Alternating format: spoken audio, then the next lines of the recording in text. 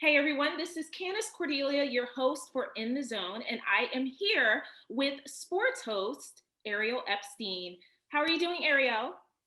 Hey, thanks so much for having me on. Excited to be here. I know this has been a work in progress for a little bit. Plus, just found out we're two Cuse alum. Makes it Yeah, even better.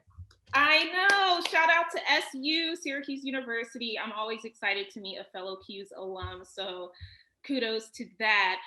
So my first question for you, Ariel, we're just going to jump right into it as I like to do. Did little Ariel Epstein always dream of being on TV as a sports host? Yes, I have always wanted to do this. Granted, when I was 9 years old and the dream was developed, I didn't think it would be in sports gambling. Yet, I always thought that being a sports talk show host or just going to games to get paid and talk about them was the coolest concept. My first game that I ever recall watching, aside for the 2000 Super Bowl, that's not when the dream clicked. The dream clicked when I was watching Yankees games. It was really the 2003 World Series. I thought it was so cool that the announcers were paid to go to a game and talk about it. Then in 2004 was absolutely hooked to the New York Yankees. I knew every single batter's stance on the Yankees team. In fact, I probably could have listed other players on other teams as well. I didn't miss a game. When I heard Michael Kay, who's the Yes Network Yankees announcer now here in New York, I thought, wow, Michael Kay, that's really cool. You get to do this for a living? That's sick. That's when the dream was established. Ever since then, my parents said, well, you're going to have to work really hard to do it. It's one of those kinds of dreams where if you don't start young, then you're not going to get those opportunities. Sure enough, ninth grade, my parents said to me, hey, I know somebody that works at a local newspaper in our area. You should go and do an internship. I said, I'm in ninth grade. No one does unpaid internships in ninth grade. They said, well, if you don't want this job bad enough, then we can't help you anymore. So they said, we'll support you through this career path if you decide to work hard at it. I took this internship in ninth grade, writing for a local newspaper, nothing to do with sports because their sports department was across the bridge. I couldn't drive yet. I had to stay local. I was writing news briefs for 8 months. It was worth it though. In terms of the news briefs that you did, how important was that in shaping what you're doing now in terms of sports gambling and betting? I remember going in on the interview. I remember the editor of the newspaper. He started just cursing out of nowhere, and my mom was with me. He did it as a test. He wanted to see what my background was family wise and if I was able to hold my own in a newsroom. When my mom looked at him, he said, I did that on purpose. I wanted to make sure you're okay because this language is used in this newsroom. She goes, I don't care. Of course, you could do whatever you want. My daughter's not sensitive. We're not that kind of sensitive type. Sure enough, 8 months go by. I remember my first news brief, the editor looked at it. I wrote it kind of like a story. It wasn't really written in a journalistic way because I had no journalism experience. I was 14, 15 years old. Then he rips it up in my face, says, this is, I don't even want to use the words. Then he said, try it again. I said, what? Okay. It made me stronger.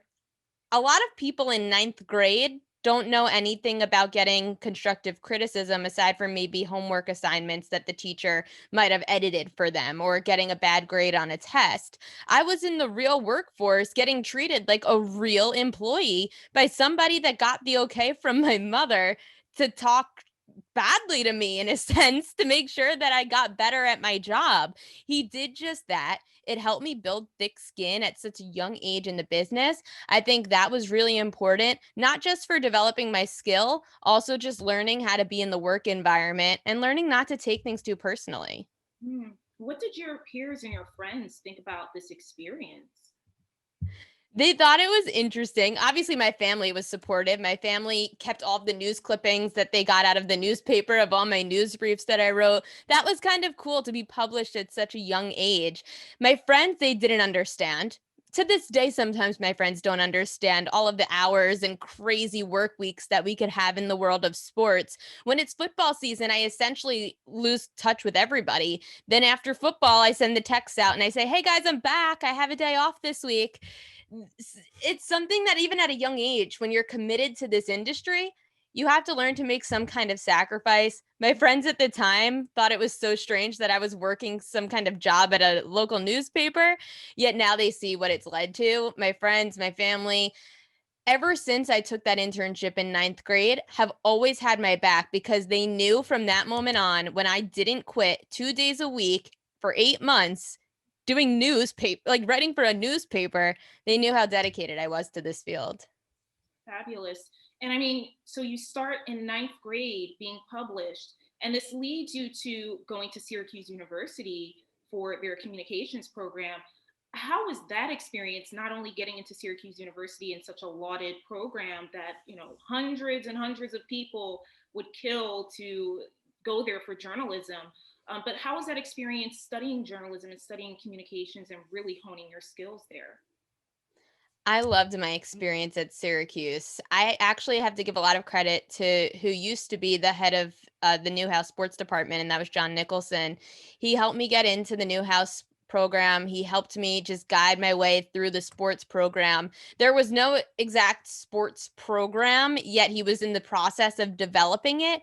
The experience I gained that were just tangible, hands on experiences at Syracuse, you don't normally get at a lot of schools. For example, my senior year, Syracuse made it to the Final Four. I was one of 7 student media members who was flown down, kept in a hotel, and able to go cover the Final Four as a member of the media. I got to meet so many people. I was on my own, shooting stand ups, doing radio hits at the Final Four, and I'm not even out of college yet. I love that Syracuse has all these programs where you can host your own shows that it was Z89 was where I hosted my own 2-3 hour talk show every week. WAER, you could all of the students who are at WAER, they get to travel to all the home and road games for Syracuse football, basketball, lacrosse. It's not just about the classroom, it's about what's outside. I remember I was in my what we call the capstone class, BDJ 465, which is your last class of senior year for your major. I remember saying to my teacher, I got invited to go to the Final Four. I have to miss 3 days of class. Is that okay? Mind you, it's close to the end of the semester. The teacher said, there's no better experience than actually going to an event and getting experience. As long as you produce some stand ups to show to class, you can go and you can miss class. That supportive role that the teachers play when you're at Syracuse at Newhouse, the understanding that this is all to get those kinds of experiences made going to Syracuse all worthwhile. Mm, that is such a classic SU story. I love it. I love it. So, okay, so you're at Syracuse and you're thinking your senior year of your next steps, and you got to cover the Final Four, which is huge for your resume. Going into the workforce as a senior and looking at your options, what was that like for you? Stressful, extremely stressful. I had a few jobs that offered I had a few places that offered me jobs. They didn't feel right. There one of them was in a really small market in the 200s range. I thought to myself, and I watched their newscasts too. They were very amateur. In fact, Syracuse's newscasts, part of the school of Newhouse, their newscasts were more professional looking than this news station that asked to hire me. So I turned it down. It was really tough because I didn't want to turn down opportunities since I was just fresh out of college. Yet I also didn't want to jump on an opportunity just because it was a job either. You also have to remember when you work in TV, you sign these 2-3 year contracts. I had to make sure that I was going to be happy with wherever I was going to live alone, nonetheless, with all these people that I've never met before. It's not like college where everyone's new freshman year. You're moving to a place where it's a strange place and you don't know anybody. Then I decided to hold out. It took a few months. So I graduated in May of 2016. In August of 2016, I ended up getting an interview with the ABC station in New Bern, North Carolina, WCTI. It felt right. I thought North Carolina was a very normal area. I watched their newscasts, very professional looking. I decided to go down there. I do the interview. I really like the sports director. Him and I are still very close. In fact, we got along well. And I was really happy that I was able to take a job there. Also, what helped my experience from Syracuse to North Carolina, being able to go cover the events, not even just the Final Four, just covering a normal Syracuse basketball game, it helps to prepare you for when you go and cover college or professional events when you move on to your job. You then realize what the structure's like. I know I can go and get free media food. I didn't know that when I first went to college. My first media event that I covered, I remember thinking, wait, this is free? This is for us? People said, yeah, you get the food. It's media food. Now I go into a normal professional setting. I could go get the media food. I feel okay about it. It's the hardest part for me, honestly, in adjusting to the workforce right out of college was feeling like I belonged. There's so many people. I was covering Duke, North Carolina games. I was covering Panthers games. There are so many people who are around you that have been in the business for 20 years. When you look around and you just started a few months ago, you start to think, just just calm down. It's okay. You're meant to be here. Hmm. And having a sense of belonging, especially as a woman in this industry, that's a huge issue. It's a huge topic to grapple with, and also imposter syndrome. I know that's something that a lot of us, really come to terms with sometimes. Not everyone, but some of us. As a woman in this field, did you experience any obstacles or any feelings of doubt about what you were doing? It's tough sometimes. You have to prove yourself a lot more. Granted, I won't say tough in the sense that I've had bad experiences with people. I really haven't. I have so many supportive people in my history of this industry that I don't have anything bad to say about how I've necessarily been treated by coworkers. When it comes to the viewers, that's different. You have to build your credibility in a way a man never really has to. In my first few months in North Carolina, it was really hard. It was because you're also not just covering the pro sports that you're used to. In local news, you're covering the high schools. Even if you know football well, you could get tripped up on air just because you don't know the players well. I don't know some of these high school players. We're covering 45 different schools. It's very tough to know who the sophomore backup wide receiver is when the senior gets hurt. It just, but when you're watching it from a viewer perspective, they think, how do you not know that player? That's your job. They don't realize that I'm covering 45 other schools in the area. I can't learn all of these rosters. When you don't sound like you know what you're talking about on air, if you mess up somebody's name, they don't care if you don't know, they don't care if you know the sport. They think you don't know anything because you messed up a player's name. That was something I had to get used to, was figuring out how to just, if I got a little tripped up on air, confused, making sure I stay confident, because people could pick up on it so quickly if you're not confident. As a female, you just have to have confidence at all times, or else you're not going to be believable if you don't even believe in what you're saying. I also think that what I tell women all the time in this industry who are up and coming, you have to have facts and stats to back up what you're saying. You can't just go and say that somebody on this NFL team is bad at, let's just say there's a quarterback that's struggling. Drew Lock, for example, of the Denver Broncos. I just can't come on and say Drew Lock's a bad quarterback. I'll get ripped apart by people because they'll say, what do you know about football? You've never played. If I say Drew Lock has been struggling lately because X, Y, and Z, and I give you all the stats to back it up, no one can say no about that. That's what I think I've learned the most. Don't just make assumptions. Make sure that you have stats and facts to back up everything you say, because then nobody can tell you that you're wrong. Hmm. Hmm. So you're going from sports, or you went from sports to sports betting, which is a whole other element. What was the learning curve for you coming into Sportsgrid and being a sports betting analyst for them?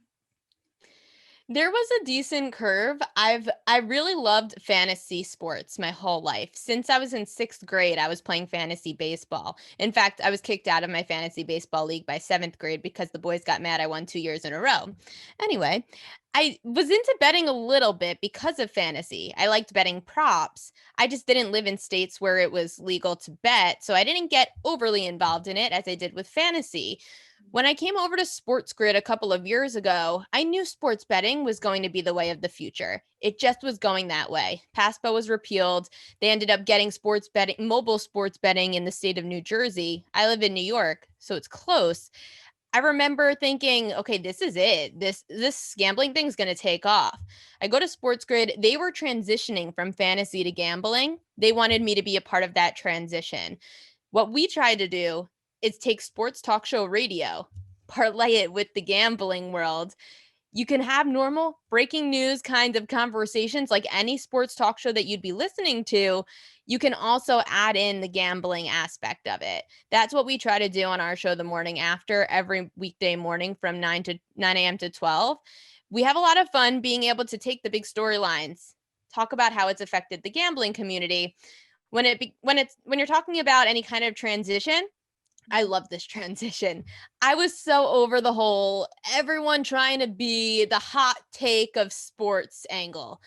I like the math. I like the logic. I like seeing why certain storylines are moving these lines. How do you get ahead of the market? The same exact way anybody would be looking at a stock market. That's how I'm looking at the FanDuel Sportsbook currently. It's just predicting the future and being able to take all of that knowledge and put it into something of substance, which is the market, not just because it's a hot take.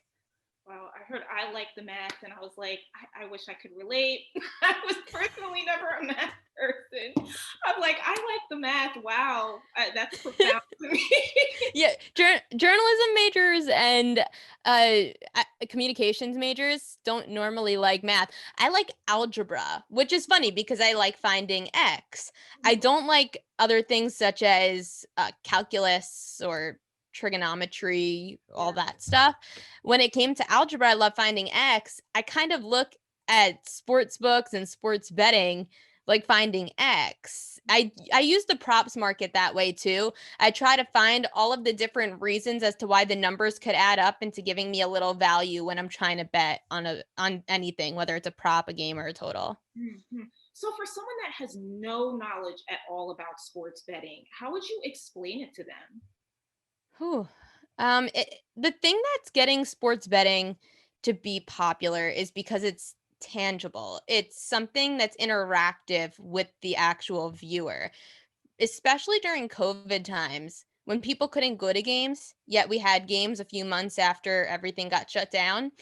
Everyone was going from home and betting. They actually had the largest handle ever for UFC, the first fight that UFC had when it came out of the whole quarantine or the COVID hiatus.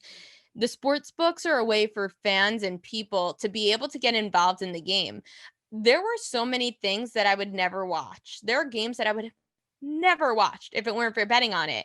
I was on a podcast a few weeks ago where they said, "Why would I watch a Detroit Pistons game?" I said, "Because I had their center Mason Plumlee in a prop." You get involved, you get invested.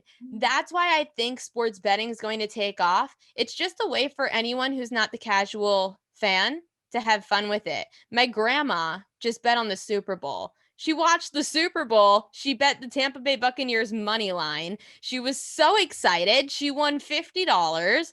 She took me to dinner. I just think that it's a really fun way for people to have fun watching a game and not have to worry about taking it so seriously by just sitting there if you're not really a diehard sports fan. I love that. Go, Grandma. That is so cool. She crushed it. I know, as you expressed, we are still in COVID and dealing with trying to still work under those parameters. But what does a day-to-day work life look for you now? The way it changed, we used to be in the city, in a studio. It was in Midtown New York City. Now we're working from home. SportsGrid and I have kind of put together this whole home studio setup where I have this background. I have a bunch of lights. I'm in my bedroom. There's no big studio around me. I'm in my bedroom. Sometimes my dogs lay on my bed next to me. The thing I love about it is I don't have to commute. Commuting was the worst. I was waking up at 5 a.m., taking a train into Manhattan, starting my show at 9, leaving at 12. taking another hour 20 train home.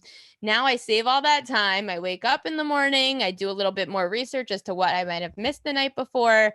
Then after the show ends on my Monday through Friday show, when the show ends at noon, I end up just kind of going through clips from the show, finding out what I think would be really good for social media, communicating with our editors. We get a lot of different clips up on social media all throughout the course of the day. Our best, I think one of our favorite segments is Till Bet Do Us Part. It's our best bets video. Everyone's been going crazy over Till Bet Do Us Part.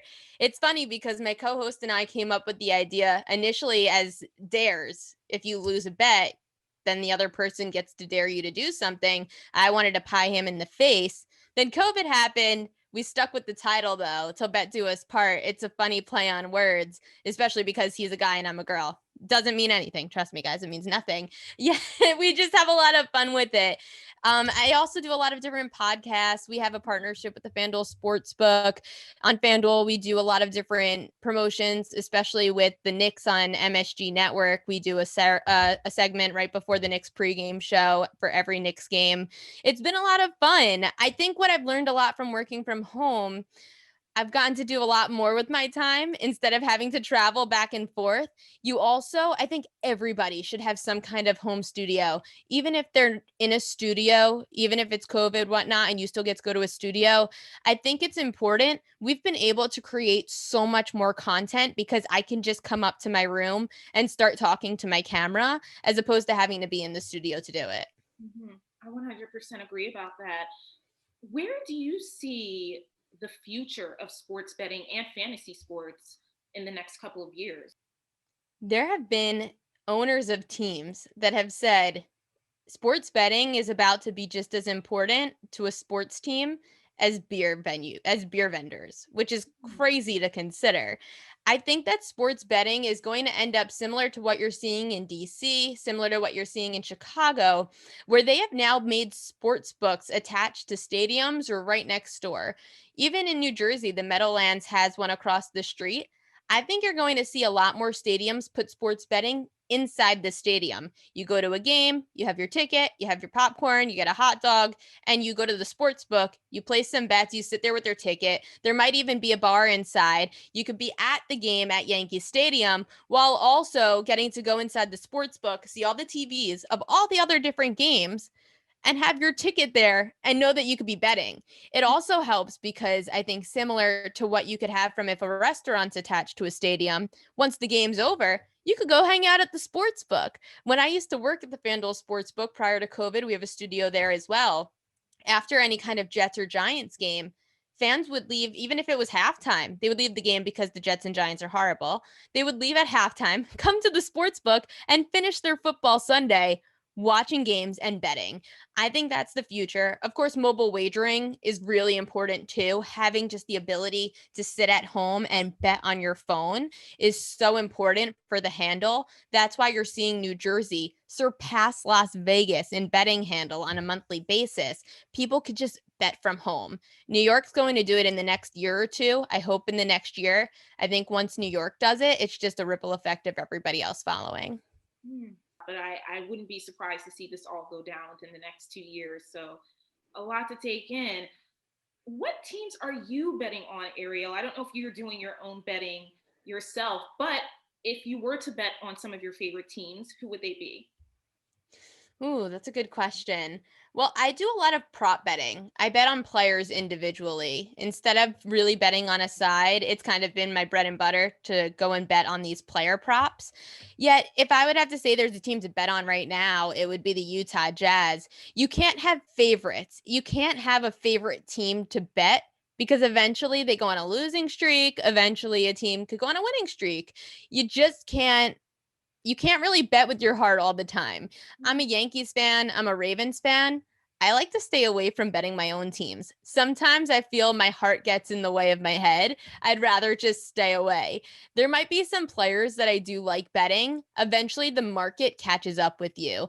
For example, a few of the players in the NBA that I really like to bet on just individually, Draymond Green of the Golden State Warriors. I loved this prop called rebounds plus assists, where you add up his rebounds and assists throughout the course of the game.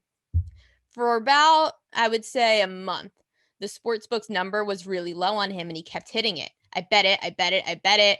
Then the sportsbook adjusted and they raised the number a little bit. So instead of it being Draymond Green, rebounds plus assists totals to over 15 and a half, today it was 17 and a half. Now it's a little too high for me and I backed off of it. That's why you have to be able to adjust. Sometimes it takes a little while for the sports book to adjust. When they do, you have to learn it's okay to back off. You can bet on a lot of people will bet on their favorite teams. Mhm. People will go and just bet. That's what's funny. So we were talking today to the director of the FanDuel Sportsbook, John Sheeran.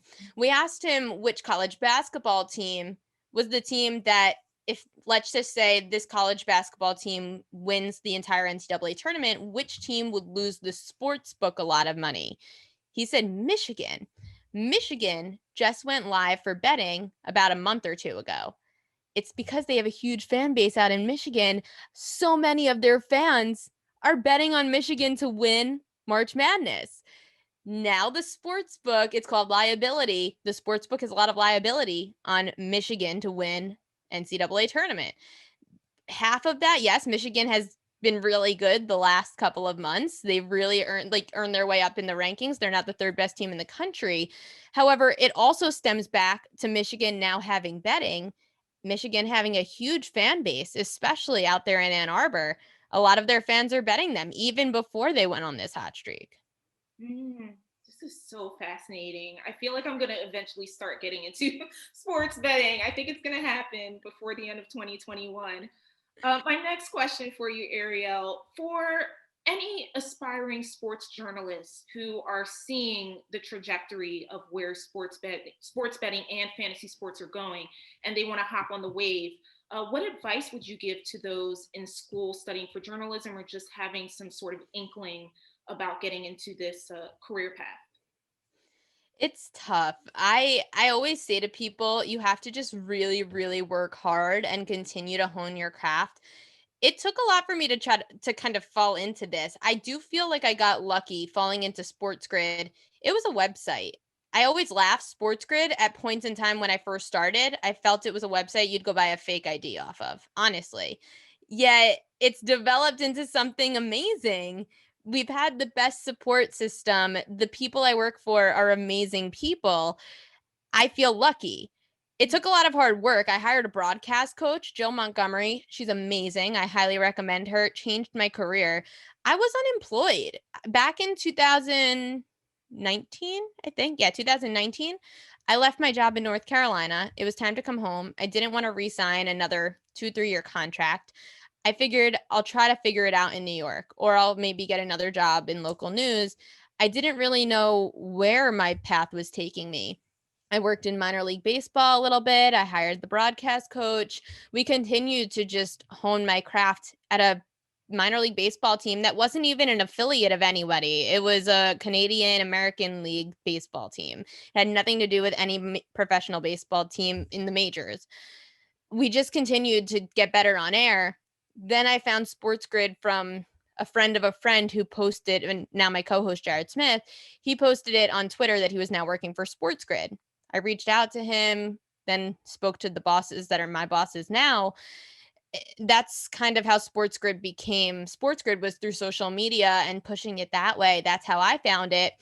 I would just tell people, reach out to anybody you can. At that time, Jared was very new to SportsGrid, so he couldn't say to necessarily hire me yet because he just started about a week before he posted that video that I saw.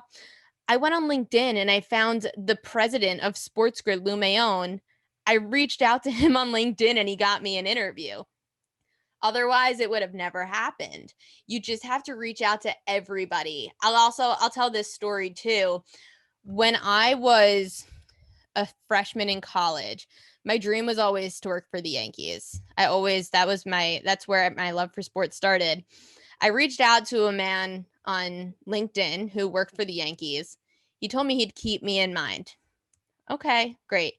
Never heard from him. Reached out again. Hey, keep me in mind. Sure enough, he told me, well, sorry, we don't have any openings right now. I can't really help. Then my grandparents went to a bar mitzvah. They saw a man who had 10 World Series rings on on each of his fingers, a World Series ring on all 10 of his fingers. They asked who he was. He's the COO of the Yankees, Lantrost. My grandparents don't care. They go up to him. They say, my granddaughter's always wanted to be a Yankees employee. What can she do to try to do that? He said to them, have her send her resume in by October. Of course, my resume was in by October. I go to meet him. This was my junior year going into senior year of college. So I'm looking for my final internship before I graduate. I go to the interview and he says pretty much the way the system works when you intern for the Yankees is we just interview you, we offer it to you. You don't know which department you end up in because we just decide for you. Of course, I reach out to the man that I spoke to on LinkedIn prior who works in the video department. He said, okay, well, we don't have an internship. Let me talk to my boss.